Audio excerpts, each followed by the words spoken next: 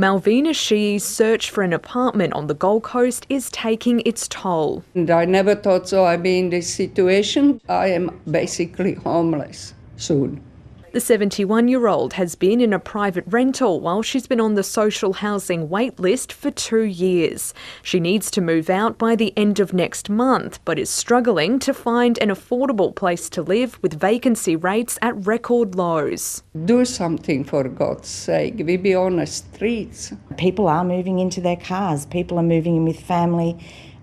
People are doing the best they can to, I guess, prevent themselves from sleeping rough on the street. The extent of Queensland's housing crisis was laid bare in a new Auditor-General's report, which found the number of new social houses being built will not meet demand. There is a stress on the system, and we're working with the organisations as much as we possibly can. We've got $2.9 billion, but these new social housing dwellings cannot be built overnight.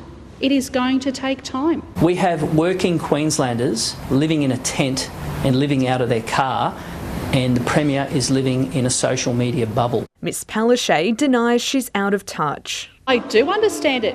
Yes, I do know. I represent social housing. I represent a social housing community. Please do not say I do not understand this issue. That is incorrect and that is false. But with the many millions being spent on infrastructure for the 2032 Olympics to revamp the Gabba and build a media centre, critics question whether this is the best the government can do. Ms Palaszczuk has highlighted the option for those in need of emergency housing to use Wellcamp quarantine facility near Toowoomba.